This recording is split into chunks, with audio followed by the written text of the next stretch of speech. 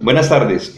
En este video vamos a hablar hoy acerca de un concepto que me parece que es supremamente peligroso y que se usa hoy en día en el ámbito educativo, y es el concepto de formación. Independientemente de que hayan diversos autores, ¿sí? Desde Rousseau, Gadamer, Paulo Freire, etcétera, que han hablado acerca de lo que es o lo que debería ser el concepto de formación, la realidad es que dicho concepto se maneja comúnmente en el ámbito educativo, sobre todo en la sociedad colombiana, en un sentido supremamente común y corriente, ¿sí? ¿A qué me refiero con el sentido común y corriente? Eh, la educación, los docentes consideran que realmente hay algo ahí a lo que hay que darle forma, ¿sí? El estudiante se ve cosificado. Cuando hablamos de formación, estamos asumiendo que eso que está ahí necesita ser formado. Por lo tanto, es una persona sin forma, deforme, amorfa, etcétera, incompleta, ¿sí? Como si ese ser ahí fuera de verdad alguien que necesita que esté ese maestro todopoderoso y que lo forme.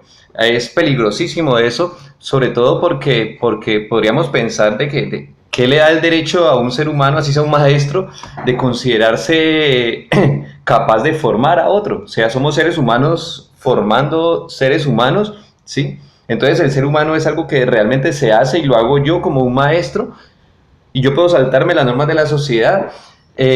¿A gusto de quién puedo formarlo? ¿A capricho mío? ¿Sí? ¿De qué manera lo formo? ¿A punta de exámenes, calificaciones?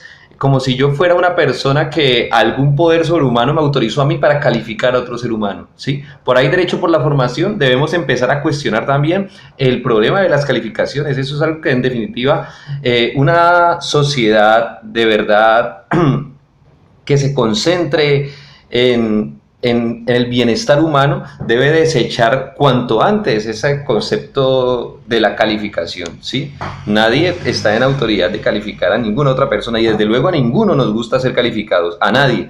Entonces, la formación lleva a eso. Y si yo como docente debo formar a mi capricho, según mis juicios, ¿sí? Entonces, si este es estudiante, pues es peligroso, porque hay docentes a los que un estudiante o les cae yo mal o les parece que hizo la forma no como él quería. Entonces este estudiante no está bien formado, porque ese tipo de formación generalmente el docente la ve, ¿sí? Como de una manera religiosa. Me refiero a formar a mi imagen y semejanza, ¿sí? Cuando le damos a un docente la creencia de que él puede formar a otro ser humano, va a formar a ese otro ser humano a su imagen y semejanza, y la tendencia va a ser a que piense igual, ¿sí? Y eso lo vemos no solamente en la escuela, sino también en las universidades, ¿sí? En las universidades, al parecer, aquellos que pensaban diferente han sido desplazados, a tal punto de que autores de suma importancia para la humanidad y para los tiempos contemporáneos, como Carlos Marx, por ejemplo, han sido desechados de la universidad. Incluso en las universidades públicas no vemos ni en las facultades de filosofía ni educación estudios acerca serios, que respeten a estos autores que realmente veían un problema grandísimo en lo que es la estructura social, ¿sí? La gran estructura que se sustenta sobre una base que es la economía. Entonces, esto ha sido despejado de las universidades, han entrado otro tipo de autores, otro tipo de pensadores que definitivamente no atacan nunca la estructura capitalista, sino que al contrario se acomodan a ella. Entonces, el proceso de formación tiene que ver con un acomodo, ¿sí? Desde el Estado, por ejemplo, ¿qué es formación para las personas? ¿Cómo concibe la formación el Estado? ¿Sí? El Estado concibe la formación simplemente como formar ciudadanos. ¿Y qué es formar ciudadanos? Es formar personas respetuosas de la democracia, ¿sí? Una democracia que, pues, a mi parecer no existe, pero pues la han dibujado por ahí, y quieren que la gente crea en eso. Por eso casi que nos obligan por ley a los docentes a establecer elecciones de personero, elecciones de una cosa y de la otra dentro de la escuela, para que el estudiante de verdad empiece a creer desde muy pequeño que está en una sociedad democrática, aunque no lo sea, ¿verdad? ¿Sí? Porque lo que le interesa al Estado es que ese estudiante se forme como ciudadano para adaptarse a ese mundo y crea en la paz y crea en la justicia y crea en las instituciones, ¿sí? Aunque esto realmente es más perjudicial que beneficioso, ¿sí? Perdón, porque la educación, ¿sí? Y aquí va el punto, no, el punto de lo que yo quería hablar esta vez, no es necesariamente formadora, ¿sí? Lo que debe hacer es más bien, ¿sí? Desadaptar. ¿A qué me refiero con desadaptar? La educación tiene que formar desadaptados sociales, ¿sí? Y valga la ironía con la formación, pero cuando digo formar desadaptados sociales, no estoy utilizando la palabra formar en un sentido común y corriente, como de qué cosa es si lo formo, sino en un sentido quizás hasta negativo, ¿sí? Cuando hablamos de que debemos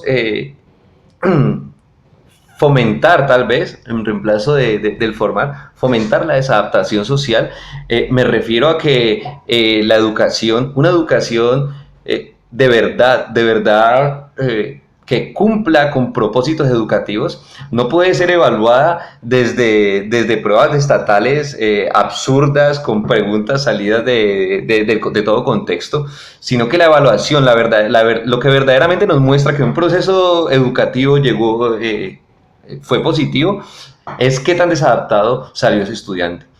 Porque en un mundo sí, donde reina la injusticia, la explotación, la pobreza, la miseria, enfermedades con curas, pero las curas son muy costosas, donde hay todo este tipo de problemas sociales, y son solamente unos pocos los que alcanzo a nombrar en este corto video.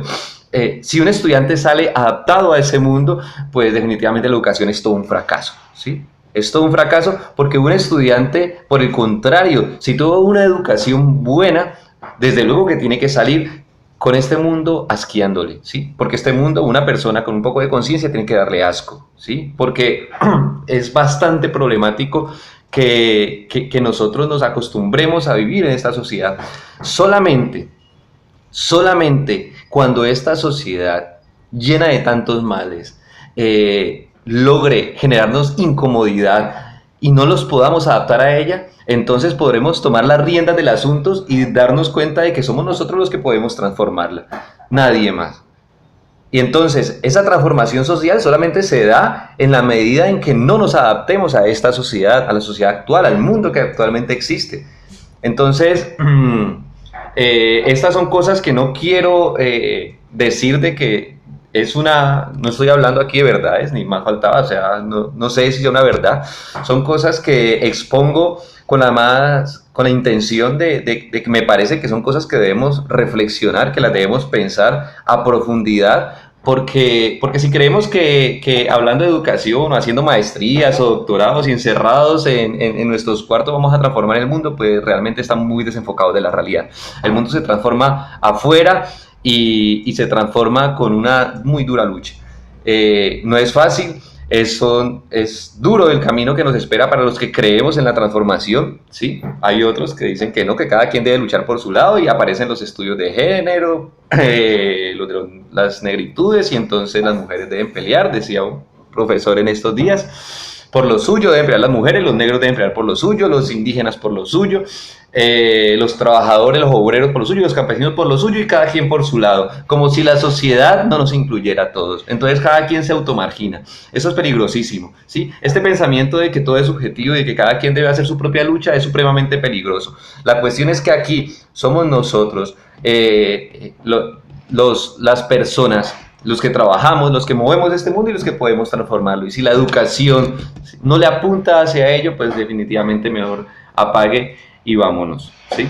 Muchas gracias.